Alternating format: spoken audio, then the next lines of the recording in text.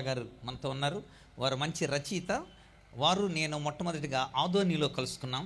అక్కడ వారు ట్రినిటీని గురించి చెప్తా ఉన్నారు. అక్కడ కూడా త్రిత్వాన్ని గురించి అప్పుడు నేను కూడా విన్నాను. అప్పటి నుండి నేటి వరకు కూడా వారితో కలిసి ఈ యొక్క యాత్రలో అనేక అడుగులు వారి వెనక వేశాను. నేను వారి యొక్క సాహచర్యంలో ఉన్నాం. చాలా చోట్ల మేమిద్దరం వేదిక మీద ఉండడం. ఈ మధ్యన మహబూబ్ నగర్లో కూడా సత్యానికి సంబంధించిన ఒక వేదిక మీద ఇద్దరం ఉండడం. తర్వాత రక్షణ ఛానల్లో కూడా వారి ద్వారా మేము కూడా రక్షణ ఛానల్లో అనేకమైన ఈ ముఖాముఖి ఎన్కౌంటర్, మత్తు గురించి, పిడాకులు గురించి, ఇంకా అనేకమైన అంశాల గురించి చాలా మమ్మల్ని కూడా ఆ ప్యానల్లో ఉంచారు. రక్షణ ఆ యొక్క ప్రశ్నోత్తరాలు, అసలైన ప్రశ్న సిసలైన జవాబులో వారు రాసిన త్రిత్వం అనే బుక్ చాలా అత్యున్నతమైనదిగా మరొకసారి గుర్తు చేస్తున్నాను. తప్పనిసరిగా ఇది మీరు తీసుకోండి. మిషనరీలు భారతదేశంలో ఎలాంటి ఉద్యమాన్ని తీసుకొచ్చారు? గుళ్ళు కట్టడానికి మిషనరీలు రాలేదు, సేవ చేయడానికి వచ్చారు మిషనరీలు ప్రాణం ఇచ్చేశారు. తమ ఉనికి కంటే ప్రజల యొక్క సేవ, దేవుని తత్వాన్ని, ఆయన మూర్తిమత్వాన్ని ప్రజలకు చూపించి, ప్రజల కట్లు కట్టి, ప్రజలకున్న భారాన్ని తగ్గించడానికి, వారి మీద సాంఘిక దురాచారాలని తొలగించడానికి, వ్యవస్థల్ని, అస్తవ్యస్తంగా ఉన్న వ్యవస్థల్ని సరిచేయటానికి కోసం మిషనరీలు చాలా కృషి చేశారు. అందుకోసం వాళ్ళు ప్రాణాలు పెట్టేశారు. అలాంటి ఇక్కడే చనిపోయిన అనేక మంది, మనకు దగ్గరలో రాజోలు ప్రాంతంలో వైట్ అనబడిన ఒక మిషనరీ ఇక్కడికే వచ్చి పరిచర్య చేసి చనిపోయి, కనుక ఆయన వైట్ గారి సమాధి అక్కడే ఉంది రాజుల్లో, సాకలిపాలెం దగ్గర. కనుక అలాంటి మిషనరీలు ఎంతోమంది మన భారతదేశంలో, విలియం కెరీ లాంటి దైవజనులు ఎంతోమంది ఇక్కడికి వచ్చారు. వారందరి యొక్క చరిత్ర, దేవుని రాజ్యం విస్తరణలో ఎలాంటి మిషనరీల పాత్ర, ఈ పుస్తకం కూడా భారతదేశంలోని ఇండియన్ క్రిస్టియన్ థియాలజీ చదవడానికి చాలా మనకి అర్థం డిఫికల్ట్ అవుతుంది. కానీ మిషనరీలు మనము భారతదేశంలో చేసిన సేవ, ఇది చదువుతున్నప్పుడు రక్తం ఉడుకుతుంది. ఇఫ్ యూ మిషనరీ మైండెడ్, ఒకవేళ నువ్వు మిషనరీ మైండ్ కలిగి ఉన్నావో లేదో అని అర్థం పడుతుంది.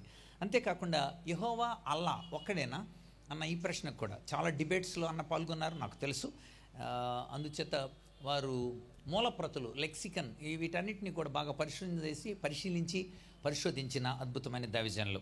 అనేక మంది సంఘ వ్యతిరేకంగా, దైవ వ్యతిరేకంగా, బైబిల్కి వ్యతిరేకంగా ఉన్న వారిని మూర్ఖంగా మాట్లాడే వారి నోళ్లు మూయించడం దేవుని చిత్తం అని వ్రాయబడినట్లుగా వారి జీవితంలో అనేక మంది నోళ్లను మూయించి సత్యాన్ని సత్యంగా ప్రకటించిన దైవజనులు ఈరోజు మనలో. వారు ఒక నిజంగా పగడమే. ప్రవీణ్ పగడాల, పగడంకున్న విలువెంతో ఈరోజు వారి ద్వారా దేవుడు మనకిచ్చే అమూల్యమైన మాట. ప్రార్థన చేసుకుందాం. చిన్న ప్రార్థన. పరిశుద్ధుడా, నీ నామమును బట్టి వందనాలు. నీ దాసుని ద్వారా మాతో మాట్లాడండి. వారి నోట మీ మాట ఉంచండి. మేము నీ ప్రత్యక్షత చూడడానికి సహాయం తెచ్చండి. వినువారికి మేలు కలుగునట్లుగా, ఆశీర్వాదకరంగా, ఆత్మల రక్షణార్థమై, సంఘాల క్షేమార్థమై, నీ నామ మహిమార్థమై వారిని వాడుకోండి. మంటి ఘటమే కానీ ఈ మంటి ఘటములో మహిమైశ్వర్యం ఉంచండి. సమస్తానికి మించిన క్రీస్తు సమాధానాన్ని వాక్కు ద్వారా మా హృదయాల్లో నింపండి, రేపండి, పురుకొల్పండి. మీ దాసుని మీ హస్తాలకు అప్పగిస్తూ యేసయ్య పరిశుద్ధ నామమున స్తుతించి వేడి ప్రార్థిస్తున్నాము తండ్రి. Amen, amen. Over to Praveen పగడాలన్న. మీ అందరికీ కూడా క్రీస్తు జయంతి, క్రిస్మస్ శుభాకాంక్షలు తెలియజేస్తున్నాను. అలాగే మన మధ్యలో ఉండి అర్జెంట్ పనితో వెళ్ళిన ఎలీజా గారికి, చింతలపూడి ఎమ్మెల్యే గారు, నేను కృతజ్ఞతలతో మీ ముందు క్రిస్మస్ శుభాకాంక్షలు తెలియజేస్తున్నాను. లూకాసు వార్త 2వ అధ్యాయం.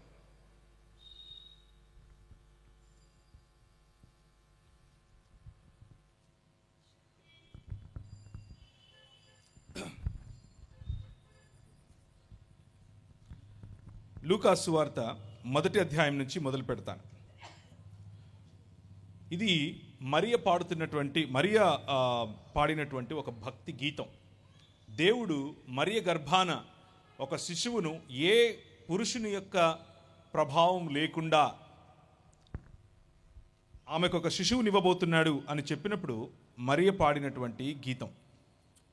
తన బలమైన హస్తాన్ని చాపి గర్వించే వాళ్లను, వాళ్ళ ఆలోచనల్ని అణిచివేసే దేవుడు. రాజుల్ని వాళ్ళ సింహాసనాలను దింపివేస్తాడు. దీనులకు గొప్ప స్థానాలు ఇస్తాడు. పేదవాళ్ల అవసరాలన్నీ తీరుస్తాడు.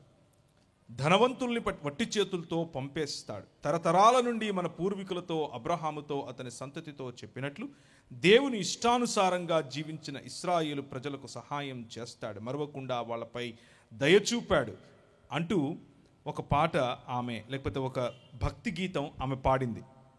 నేను ఈ వాక్య భాగాన్ని ఎన్నుకుని మీ ముందు కొన్ని విషయాలను చెప్పాలనుకుంటున్నాను. క్రైస్తవ సంఘం యొక్క ప్రధానమైన ఉద్దేశం మతం కాదు. క్రైస్తవ సంఘం యొక్క ప్రధానమైన ఉద్దేశం ఇంతవరకు పాల్సన్ గారు చెప్పినట్లు గుళ్ళు గోపురాలు కట్టడం కాదు. క్రైస్తవ సంఘం యొక్క ప్రధాన ఉద్దేశం సెలబ్రేషన్, లేకపోతే ఉత్సవాలు జరుపుకోవటం మాత్రమే కాదు, జీవితాన్ని ఉత్సవంగా మార్చటం, మానవ జీవితాన్ని ఉత్సవ ప్రాతిపదికన తీసుకుని వెళ్ళటం.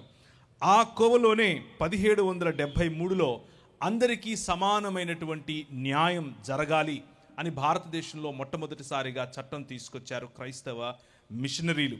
అలాగే 1795లో శూద్రులకు లేని ఆస్తి హక్కును కల్పించారు. మనలో కూర్చున్నటువంటి అనేకులు ఈరోజు ఇళ్ళు కట్టుకోగలుగుతున్నామనంటే క్రైస్తవ మిషనరీలు తీసుకొచ్చినటువంటి చట్టం. 1913లో అందరికీ చదువు అనే హక్కు కలిగినటువంటి చట్టాన్ని తీసుకుని వచ్చాం. అదే సంవత్సరం 1913లో స్లేవరీ అబాలిష్మెంట్ యాక్ట్, అంటే మన దేశంలో బానిసలుగా బ్రతికేవారు ఇక బానిసలుగా ఉండాల్సిన అవసరం లేదు, బానిసలుగా ఉండటం చట్టరీత్యా వ్యతిరేకం అన్నటువంటి హక్కును తీసుకొచ్చింది మనమే. 1835లో శూద్రులకు ఒకరి పక్కన కూర్చునే హక్కు లేని సమయంలో నువ్వు కూర్చో, ఎందుకంటే నువ్వు దేవుని స్వరూపంలోనూ ఆయన పోలిక చొప్పున ఉన్నావు అని ఈ సమాజానికి తెలియజేసినటువంటి సమాజం క్రైస్తవ సమాజం. 1830లో మన చుట్టుపక్కల ప్రాంతాలలో మనుషులను బలులుగా అర్పించే సమయంలో మానవ బలి లేకపోతే నరబలి అన్నది దేవుని చిత్తము కాదు. అలా సమాజంలో ఉన్నటువంటి ఏ సమాజము కూడా దాన్ని అంగీకరించడానికి వీలు లేదు అని ఒక చట్టం తీసుకుని వచ్చారు. దాని వెనుక పనిచేసింది క్రైస్తవ మిషనరీలే. 1891లో చిన్నపిల్లలకు పెళ్లిళ్ళు చేయకూడదు అన్నటువంటి శారదా యాక్ట్ తీసుకొచ్చింది మనమే. ఇలా చూసుకుంటూ పోతే చిన్నపిల్లలను చంపకూడదు అన్నటువంటి 1833లో తీసుకొచ్చినటువంటి యాక్ట్, ఇవన్నీ కూడా క్రైస్తవ సంఘము ఈ సమాజ నిర్మాణానికి లేకపోతే భారతదేశ నిర్మాణానికి చేసినటువంటి గొప్ప కార్యాలు. ఈ కార్యాలన్నీ కూడా క్రిస్మస్ లేకపోతే క్రీస్తు జయంతి యొక్క పరిణామాలు. క్రీస్తు జయంతి కారణంగానే ఈరోజు మానవ సమాజముగా ఉంటుంది అని చెప్పటానికి ఇంకా ఎన్నో చట్టాలు మీ ముందు నేను మాట్లాడగలను, ఎన్నో చట్టాలు మీ ముందు నేను తీసుకొని రాగలను. కానీ ఈరోజు సందర్భం గురించి మన మరియ పాడినటువంటి పాటను మళ్ళీ ఒకసారి నేను మీ ముందు చదివి ఎందుకని మనం ఈ చట్టాల వెనుక పనిచేస్తాం అన్న విషయాన్ని గుర్తు చేస్తున్నాను.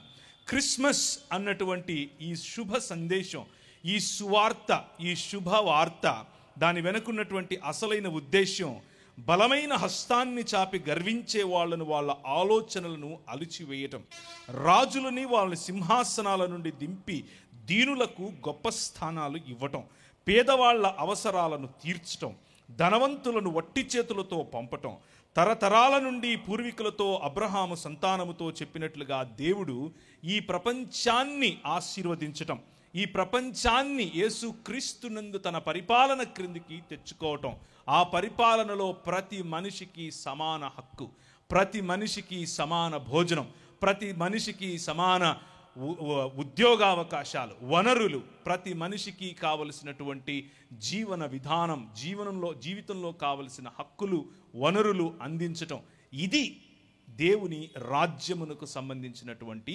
భావజాలం. మతానికి సంబంధించినటువంటి భావజాలంలో బ్రతకటం మనము లేదు. ఈ పండుగ కేవలం మతానికి సంబంధించింది కాదు, ఈ పండుగ సర్వ మానవాళికి సంబంధించినటువంటి పండుగ అని చెప్పటానికి కారణం అదే. దానికోసమే యేసుక్రీస్తు పుట్టుకకు మునుపు ఆయన బంధువులలో ఒకడైనటువంటి జకరియా ఈ విధంగా పాడుతున్నాడు. తన తల్లి అయినటువంటి మరియ పాడిన పాట మనం విన్నాం, తన బంధువు అయినటువంటి జకరియా పాడిన పాట ఇంకొకసారి వినండి. ఇవి భక్తి గీతాలు. ఈ భక్తి గీతాలు వారి జీవితాల్లో జరగబోయేటటువంటి అద్భుతమైనటువంటి కార్యం, అది క్రీస్తు జయంతి, దాన్ని మనసులో ఉంచుకుని వారు పాడినటువంటి పాటలు. శత్రువుల బారి నుండి మనల్ని రక్షించటానికి మన తండ్రి అబ్రహాముతో ప్రమాణం చేశాడు. మనం ఏ భయం లేకుండా జీవించటానికి ఆయన తన క్రీస్తును పంపుతాడు. దేవుడు శత్రువుల బారి నుండి, మనం ద్వేషించే వారి నుండి మనల్ని రక్షిస్తాడు. గతంలో మహాత్ములైన ప్రవక్తల ద్వారా ఈ విషయాలను చెప్పించాడు అంటూ పాట పాడాడు. గతంలో మహాత్ములైనటువంటి ప్రవక్తలు చేసినటువంటి ఆ ప్రవచన సారమే యేసుక్రీస్తు ప్రభువు యొక్క రాకడ. గతంలో మహాత్ములైనటువంటి ప్రవక్తలు పలికిన మాటలను ఈరోజు కొద్దిగా మనం మననం చేసుకుంటాం. ఈ క్రిస్మస్ అనేటటువంటి శుభ సందర్భం కేవలము కేకులు కోసుకోవటానికి, అత్తరాశులు, అరుసులు, కర్జికాయలు పంచుకోవటానికి మాత్రమే కాదు, కొత్తగా బట్టలు వేసుకుని మంచిగా సీతాకోక చిలకల్లాగా తిరగటం కోసం మాత్రమే కాదు, దాని వెనకున్నటువంటి నేపథ్యాన్ని, దాని కారణంగా భావి భారత నిర్మాణాన్ని ఏ విధంగా చేశాం, చచ్చిపోయినటువంటి మానవ సమాజాలను బ్రతికించే విధంగా ఏ విధంగా నడిపించటానికి మనకు స్ఫూర్తిదాయకమైనటువంటి ఈ ఆలోచన మనకి ఎలా పుట్టింది అన్నటువంటి దాని మననమే ఈ లూకా సువార్త 2వ అధ్యాయంలో ఉన్నటువంటి 11వ వచనం. ఒకసారి చూస్తారా? లూకా సువార్త 2వ అధ్యాయము 11వ వచనం. ఆ దేవదూత వాళ్లతో, భయపడకండి, మీ కొరకై ప్రజలందరి ఆనందం కలిగించే ఒక సువర్తమానమును మీకు తెలియజేస్తున్నాను. దావీదు పట్టణంలో ఈరోజు మీకోసం రక్షకుడు జన్మించాడు, ఆయనే మన ప్రభువు. క్రిస్మస్ అన్నటువంటి ఈ ఆలోచన ప్రభువుకు సంబంధించినటువంటి ఆలోచన. క్రిస్మస్ అన్నటువంటి లేకపోతే క్రీస్తు జయంతి అన్న ఆలోచన ప్రభుత్వములకు సంబంధించినటువంటి ఆలోచన. మానవులు దేవుని యొక్క ఇమేజెస్ లేకపోతే స్వరూపములు మరియు పోలికలుగా, ఏలికలుగా ఈ ప్రపంచాన్ని, ఈ సర్వ మానవ ప్రపంచం మాత్రమే కాకుండా పశుపక్షాదులు ఇచ్చిన వనరులన్నిటినీ సంరక్షించి అందరికీ పంచిపెట్టేటటువంటి, అందరికీ సమముగా వనరుల వికేంద్రీకరణ చేసేటటువంటి ఆలోచన కలిగి జీవించే దేవుని యొక్క పరిపాలన చేయాలి అన్నటువంటి ఆ ఆలోచనలో దేవుడు సృష్టిని మానవుల ద్వారా, సృష్టి దేవుణ్ణి మానవుల ద్వారా చూడగలిగేటటువంటి సదుపాయాన్ని, వెసులుబాటును దేవుడు చేసినప్పుడు మానవులు నువ్వుతో మాకు పని లేదు, సృష్టే మాకు ఆధారం అని అనుకొని సృష్టిని వారి రాజుగా చేసుకున్నప్పుడు, వారి ప్రభువుగా చేసుకున్నప్పుడు, సృష్టిని ఆరాధించటం మొదలుపెట్టినప్పుడు దేవుడు వారిని వారి పాటికి లేకపోతే వారి పనులకు లేకపోతే వారి స్థితిగతులకు వదిలేయకుండా ఆయన రాజుగా, ఆయన పాలకుడిగా, ఆయన ఏలికగా ఈ ప్రపంచం మొత్తాన్ని నిర్వహిస్తూ వస్తూ చివరికి తన కుమారుడైనటువంటి యేసు క్రీస్తును ఆ గతించిపోయేటటువంటి సృష్టిని తిరిగి జీవ చేయటానికి పంపించాడు. It is about the summation of this world back to his family. ఆయన కుటుంబములో భాగముగా మనందరినీ తిరిగి సంపాదించుకునేటటువంటి బృహత్ కార్యము, ఆ రాజ్యాధికారమునకు సంబంధించినటువంటి ఆలోచన. మనుషులు స్వపరిపాలన వైపుకు వెళ్ళినప్పుడు ఆ స్వపరిపాలనలో స్వార్థం, ఆ స్వపరిపాలనలో విభజించి పాలించే తత్వం, ఆ స్వపరిపాలనలో బలవంతులు బలహీనులను అణిచివేసేటటువంటి తత్వం, ఆ స్వపరిపాలనలో బంధువులు అన్నటువంటి ఆలోచన లేకుండా, బాంధవ్యాలు అన్నటువంటి ఆలోచన లేకుండా సంబంధాలను విచ్ఛిన్నం చేసుకునేటటువంటి సమాజముగా మానవ సమాజం మారిపోయినప్పుడు పురాతన కాలము మొదలుకొని శాశ్వత కాలము వరకు ప్రత్యక్షత ఇస్తూ వస్తూ ఉన్నటువంటి ఒక ప్రభువును గురించినటువంటి కథనమే ఈ క్రిస్మస్ అనేటటువంటి కథనం. ఇది మీకా గ్రంథము 5వ అధ్యాయంలో 2వ వచనంలో మీకు కనిపిస్తుంది. బెత్లెహేము ఎఫ్రాతా, యూదా వారి వంశములలో నువ్వు స్వల్పమైన గ్రామం అనుకుంటున్నావేమో, కానీ ఇశ్రాయేలును ఏలటానికి నా ద్వారా, నా నుండి, నా కొరకు, నా ప్రతినిధిగా ఏలటానికి వచ్చేవాడు నీలో నుంచే వస్తాడు. ఆయన పురాతన కాలం మొదలుకొని శాశ్వత కాలము తన ప్రత్యక్షతలను చూపిస్తూ వచ్చేటటువంటి క్రీస్తు, ఆ క్రీస్తు ఏలికగా వస్తాడు అని చెప్పేటటువంటి పుణ్య దినమే ఈ క్రిస్మస్ లేదా క్రీస్తు జయంతికి సంబంధించినటువంటి ఈ పండుగ.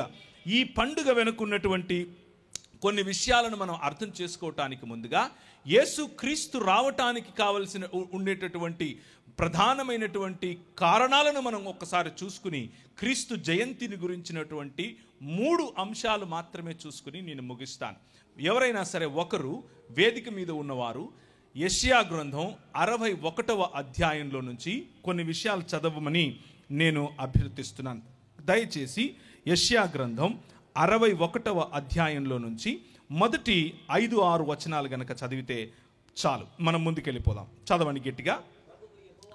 ప్రభువగు యెహోవా ఆత్మ నా మీద ఉన్నది, నా మీదకు వచ్చి ఉన్నది, దీనులకు సువర్తమానము ప్రకటించుటకును యెహోవా నన్ను అభిషేకించాడు, నలిగిన హృదయము గలవారిని దృఢపరచటానికి, చెరలోనున్న వారిని విడిపించటానికి, బంధించబడిన వారిని విముక్తి ప్రకటించటానికి, యెహోవా హితవత్సరమును దేవుని ప్రతిదండన దినమును ప్రకటించటానికి, దుఃఖాక్రాంతులందరికీ ఓదార్పునివ్వటానికి, సియోనులో దుఃఖించు వారికి ఉల్లాస వస్త్రమును ధరింపచేయటానికి, బూడిదకు ప్రతిగా పూదండను, దుఃఖానికి ప్రతిగా ఆనంద తైలమును, భారభరితమైన ఆత్మకు ప్రతిగా స్తుతి వస్త్రాన్ని ధరింపచేయటానికి ఆయన నన్ను పంపియున్నాడు అని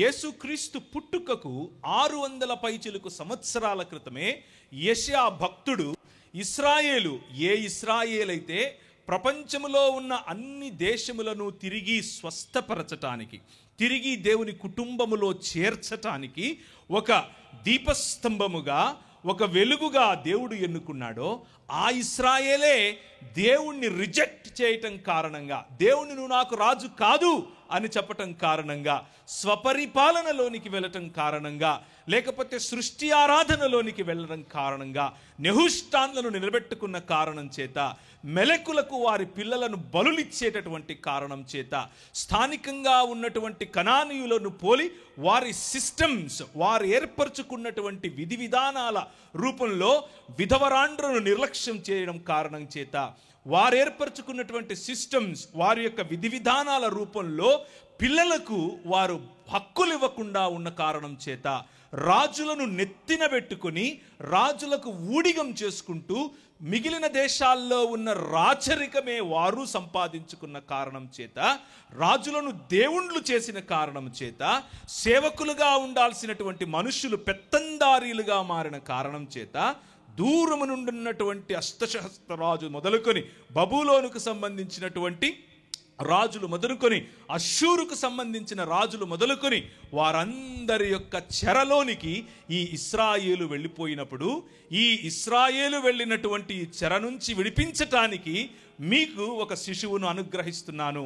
ఈ శిశువు మనుష్యులనందరినీ వారి యొక్క పాపము యొక్క పర్యవసానమైనటువంటి ఈ బందీ గృహము, వారి యొక్క పాపమునకు పర్యవసానమైనటువంటి చెడిపోయిన సమాజము, వారి యొక్క పాపమునకు పర్యవసానమైనటువంటి సంబంధాలలో చేదు, వారి పాపములకు పర్యవసానమైనటువంటి చిన్నపిల్లలకు రక్షణ లేకుండా పోవటం, వారి పాపము యొక్క పర్యవసానమైనటువంటి విధవరాండ్రను సరిగ్గా చూసుకోలేనటువంటి సమాజం, తల్లిదండ్రులను రోడ్డున వదిలేసే సమాజం, పిల్లలకు చదువు వద్దు అని చెప్పే సమాజం, నిన్ను బలి ఇస్తే నాకు పంట బాగా పండుతుంది అని చెప్పుకున్న సమాజం, ఈ సమాజం అంతటినీ నేను తిరిగి దానిని నేను హీల్ చేస్తాను, స్వస్థపరుస్తాను.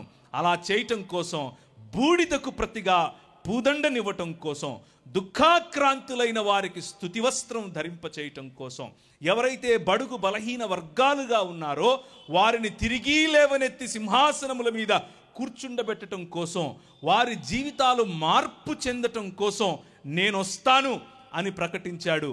మీకా 5:2 వస్తున్నాడు అని ప్రకటించాడు యెషయా గ్రంథం 61వ అధ్యాయంలో. క్రీస్తు జయంతి అన్నది చాలా ప్రధానంగా మనం గమనించాల్సినటువంటి అంశం ఏమిటి అని అంటే, కేవలము కేకులు కర్జికాయలు కాదు, కానీ దేవుని రాజ్యానికి పునాది. క్రీస్తు జయంతి దేవుని రాజ్యానికి పునాది. గగనాన్ని చీల్చుకొని యెహోవా రావాలి అని ఆకాంక్షించినటువంటి ప్రజల ప్రార్థనకు నెరవేర్పు. రీసెంట్గా ఒక ఆయన ఒక పాట రాశాడు, గగనమును చీల్చుకొని ఎవరో వస్తాడని. కరెక్ట్గా నాకు లిరిక్స్ గుర్తులేవు, కానీ ఆ థీమ్ ఎక్కడి నుంచి తెచ్చాడో నాకు తెలియదు. కానీ బైబిల్లో ఉన్నటువంటి ఇది 144వ కీర్తన 5వ వచనం, యెహోవా నీవే గగనమును చీల్చుకొని రావాలి, మమ్మును ఏలాలి అన్నటువంటి ప్రవక్త యొక్క, లేకపోతే నా రాజు ఏలుతున్నాడు, నా రాజు ఏలితే ఎలా ఉంటుందో చూడు అని ఇచ్చేటటువంటి పిలుపు యొక్క పర్యవసానమే క్రిస్మస్. యెషయా గ్రంథం 64లో మనం చదివితే 1వ వచనంలో గగనాన్ని చీల్చుకొని యెహోవా రావాలి, ఆయన ఏలాలి అన్నటువంటి ప్రార్థన యొక్క పర్యవసానమే యేసుక్రీస్తు జయంతి. ఆ యేసుక్రీస్తు జయంతి 52వ యెషయా గ్రంథంలో ఉన్నటువంటి 7వ వచనం నుంచి గనక మనం చదివితే సుందరమైనటువంటి పాదములను గురించిన వర్ణన అక్కడ కనిపిస్తుంది. సుందరమైనటువంటి పాదములు యెషయా గ్రంథం 57లో ఎక్కడ కనిపిస్తున్నాయి అనంటే, నా దేవుడు ఏలుతున్నాడు అని సియోనుకు ప్రకటించే వారి యొక్క సుందరమైనటువంటి పాదములు. ఆ దేవుని యొక్క ప్రకటన, ఆ దేవుని రాజ్య స్థాపన గురించినటువంటి ప్రకటన, ఆ దేవుని రాజ్య విస్తరణను గురించినటువంటి ప్రకటన, అదే క్రిస్మస్ సందేశం.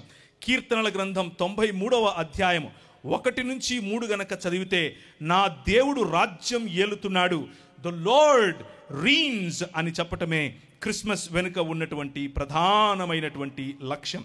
అలాగే కీర్తనల గ్రంథం 97 1 నుంచి 12, 99 4 నుంచి 6 వరకు ఇదే మాటలు మనకు కనిపిస్తాయి. నా దేవుడు రాజ్యం ఏలుతున్నాడు, న్యాయముతో రాజ్యం చేస్తాడు, కనికరముతో ప్రజలను తన వైపుకు తీసుకొని వస్తాడు.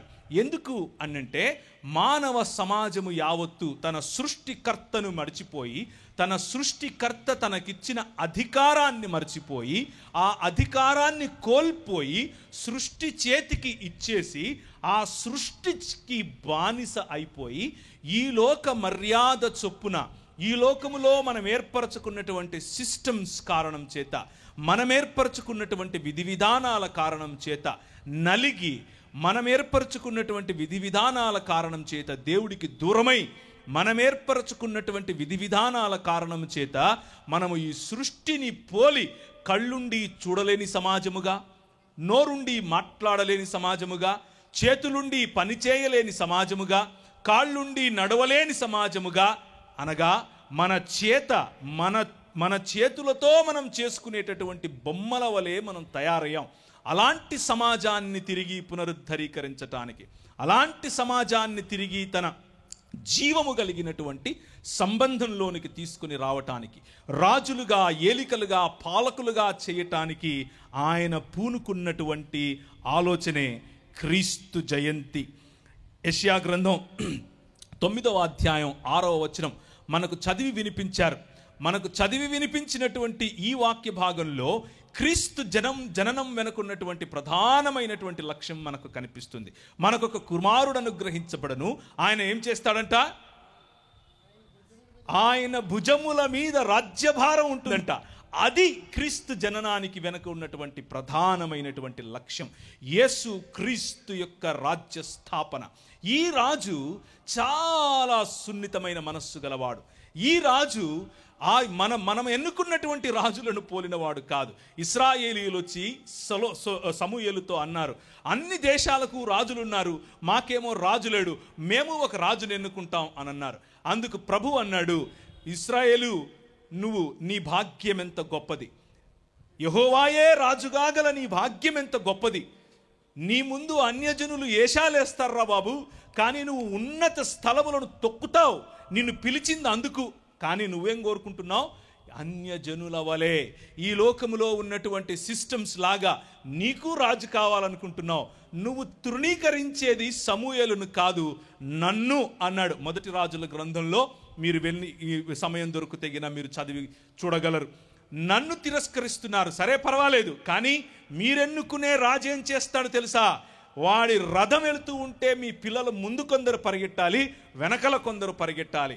వాడి ఇంట్లో రొట్టెలు మీ పిల్లలు వత్తాలి, వాడికి సుగంధ ద్రవ్యాలు మీరు పోయాలి, పువ్వులు ఊరిపెట్టాలి, మీరు మసాజులు చేయాలి. ఇది మీ బతుకవుతుంది. దీన్నే ఏమంటారంటే బానిసత్వం అని అంటారు. నేను రాజుగా మీకున్నాను, ప్రతి ఒక్కరికి వనరుల వికేంద్రీకరణ చేశాను, నేను రాజుగా ఉన్నాను, మీకు కావలసిన అధికారాన్ని చేతికిచ్చాను.